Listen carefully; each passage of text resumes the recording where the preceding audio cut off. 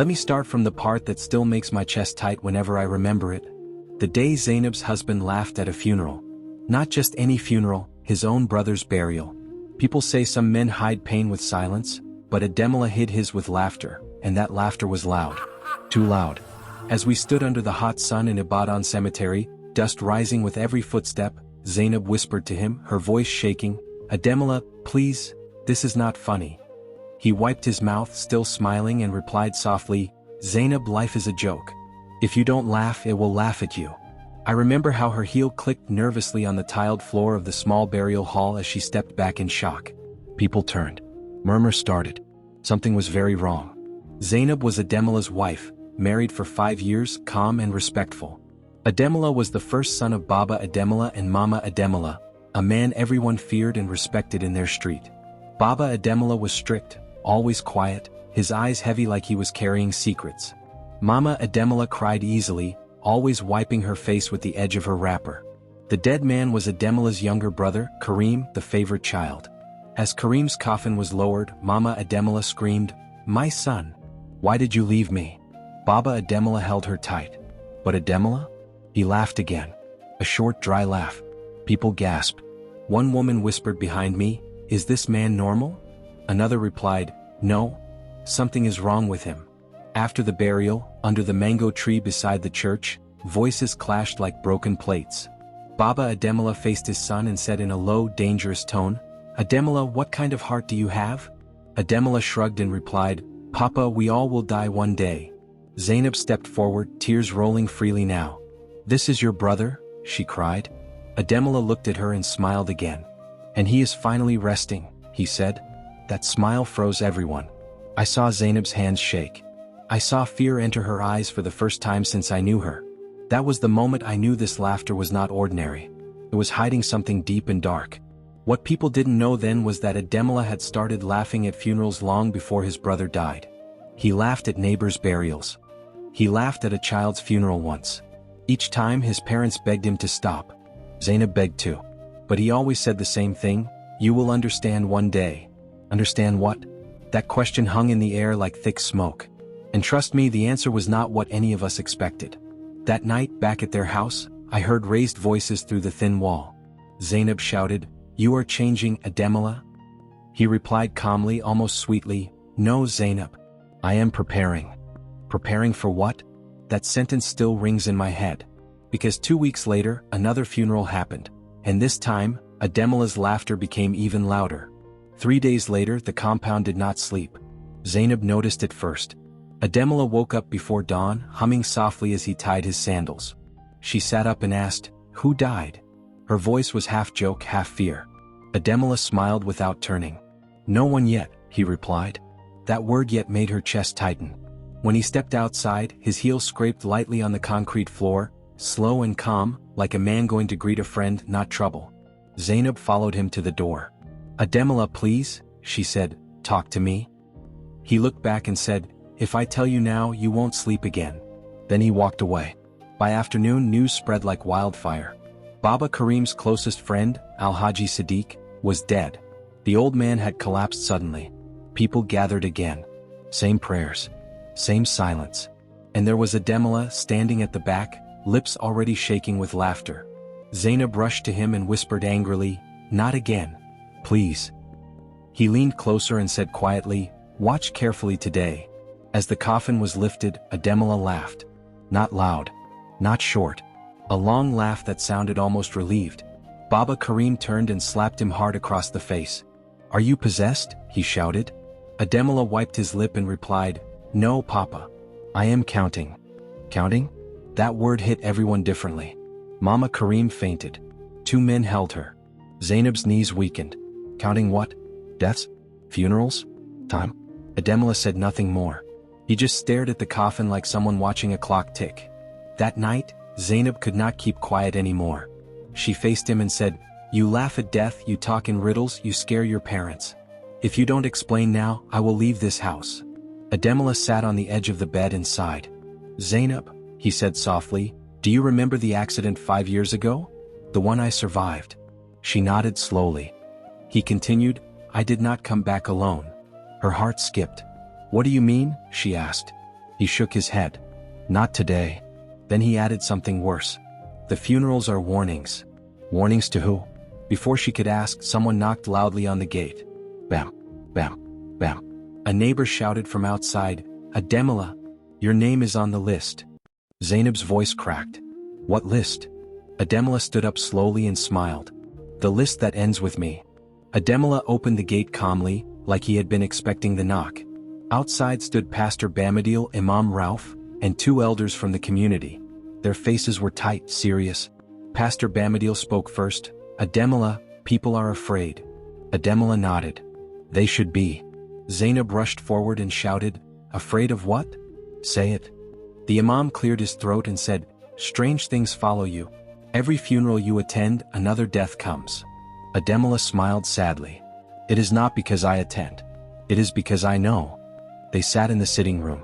No fan. No breeze. Just heavy air. Baba Karim arrived, walking fast, anger in his eyes. Explain yourself now, he ordered. Ademola looked at his father and said, Papa, when I had that accident, my heart stopped for 7 minutes. Mama Karim gasped. Zainab covered her mouth. Ademola continued, in that place I was given a choice. Come back and warn, or stay and rest. Zainab whispered, warn who? Ademola looked at her directly. Families. This family. The room went quiet. Too quiet. The Imam asked softly, so why laugh? Ademola replied, because each funeral is not an end. It is a reminder that time is almost up. Baba Karim slammed his hand on the table. Whose time? Ademola swallowed. Mine. Zainab stood up sharply. Stop this nonsense, she cried. If this is a joke, it is not funny. Ademola shook his head. That is why I laugh. If I cry, I will never stop. That evening, rain started suddenly. Heavy rain. The kind that beats the roof like fists. Zainab packed a small bag. I will sleep at my sister's place, she said. Ademola did not stop her. He only said, if you leave tonight, don't attend any funeral for 7 days. She froze. Why? He replied, because the last warning is always the loudest. She stepped back slowly. Fear crept into her voice. Who is the last warning for? Ademola looked at the ceiling and whispered, the one I love the most. Before anyone could speak again, Mama Karim screamed from the inner room. Karim. Karim. Baba Karim had collapsed. Zainab dropped her bag. Ademola ran inside, and for the first time since all this began, he did not laugh. Baba Karim did not die that night. Not yet. They rushed him to the hospital, siren crying louder than anyone's prayers. In the back seat, Zainab held his cold hand and whispered, Baba, please don't leave us. Ademola sat beside them, quiet, staring at the red light flashing on the ceiling of the ambulance. For the first time, there was no smile on his face. Zainab looked at him and asked in a broken voice, you said you were counting. Are you still counting now? Ademola shook his head slowly. No, he replied. Now I am waiting. At the hospital corridor, his shoes squeaked softly on the shiny floor as he walked back and forth. Mama Karim cried, Ademola, pray. Do something.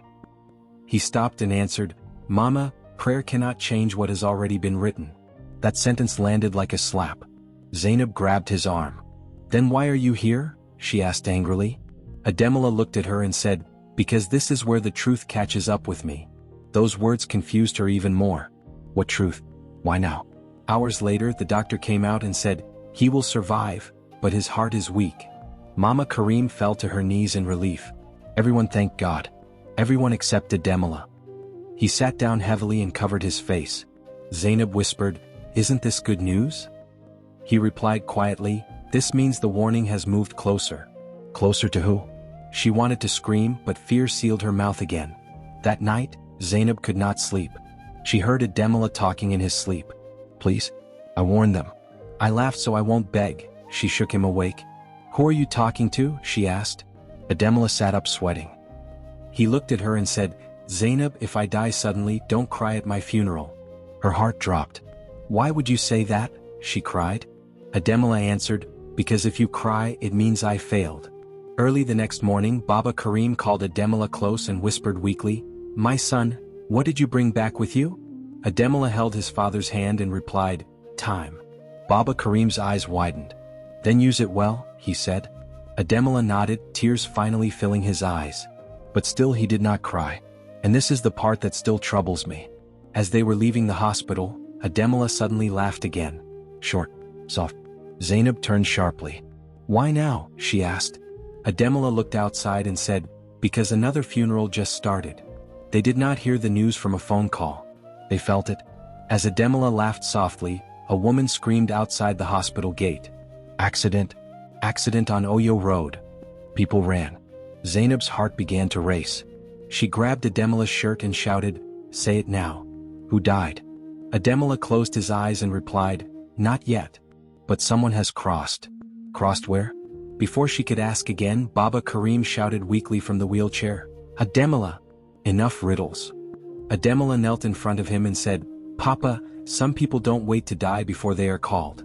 That evening the house was quiet. Too quiet. Zainab noticed Ademola arranging his clothes neatly, folding them with care. Why are you packing? She asked. He answered calmly, so I won't rush later. Her voice broke. Rush where? He looked at her and said, to face what I escaped. Zainab sat down heavily. You escaped death, she whispered. Ademola nodded. Yes. And death has been patient. The way he said it made death sound like a person waiting outside the door. Mama Karim entered the room and asked, my son, will you attend another funeral tomorrow? Ademola paused and replied, only mine. The room froze. Zainab stood up angrily. Stop saying that. You are not dying. Ademola smiled sadly. Zainab, every time I laughed, I was buying one more day. That was the first time he explained anything, but not enough. Buying days for who? For himself? For them? For someone else? Later that night, Zainab overheard Ademola talking to someone in the dark. There was no one there. I kept my part, he said. I warned them. I counted. Please, let her live. Zainab stepped back slowly, her hand covering her mouth. Let her live? Who was her? Her heart pounded loudly in her ears.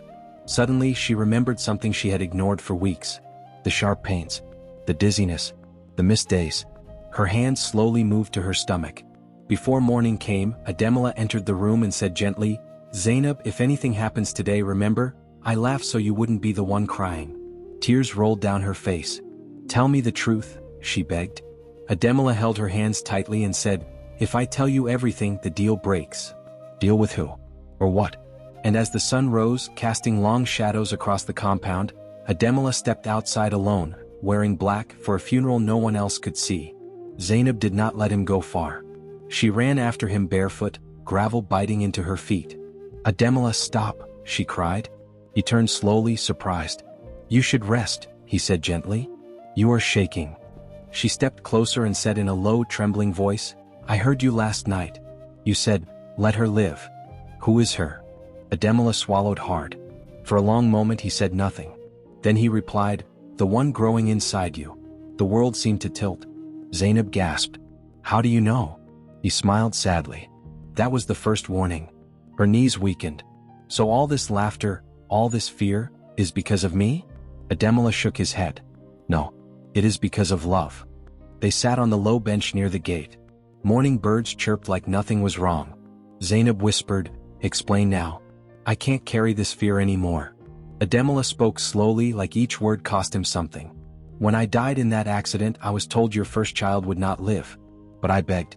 I was given a choice. Zainab's tears dropped on her hands. What choice? Ademola looked away.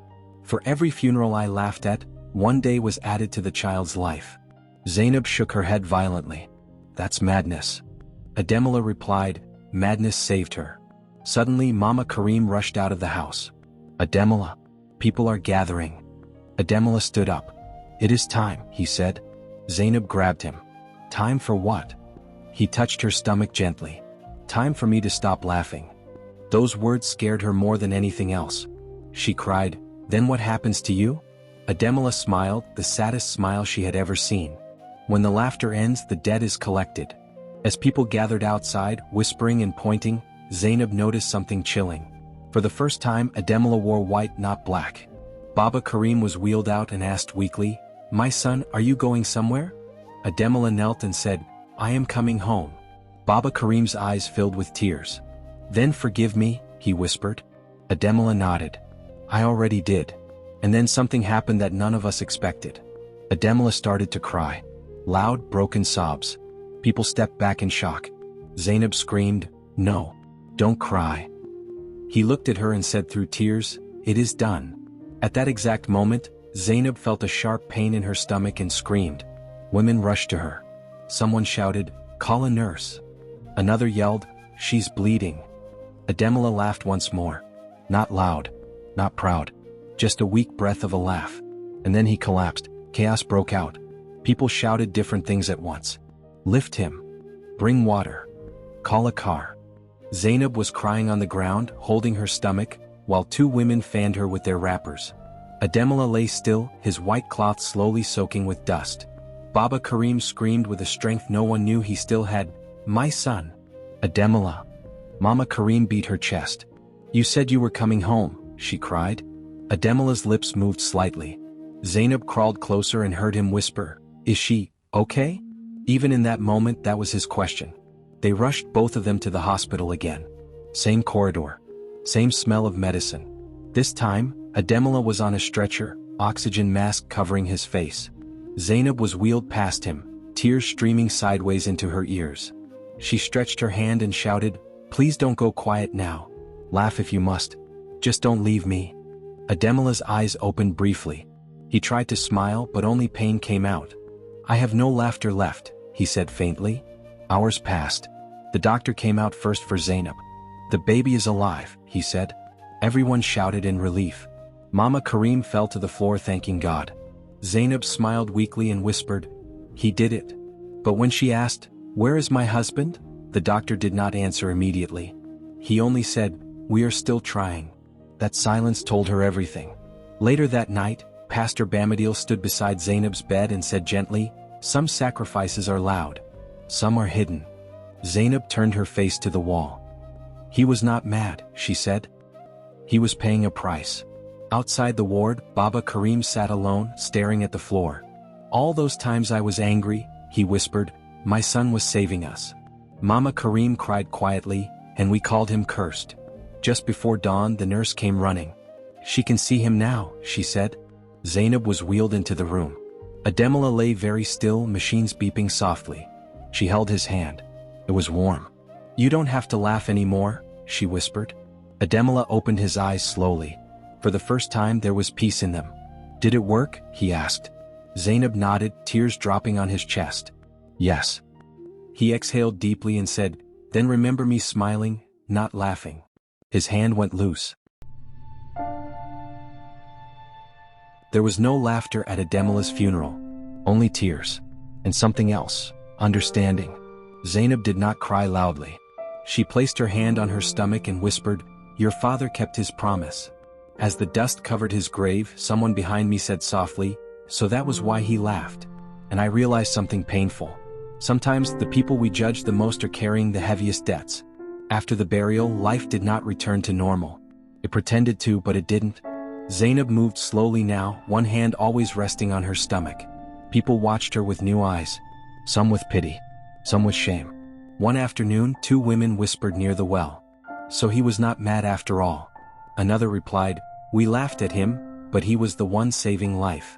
Zainab heard them and said quietly, "He laughed so I could live with joy." They went silent. Baba Karim changed the most. He no longer shouted. He sat outside every evening and spoke to Ademola's empty chair. "My son," he would say, "forgive a father who did not understand." Mama Karim would answer softly, "He already did."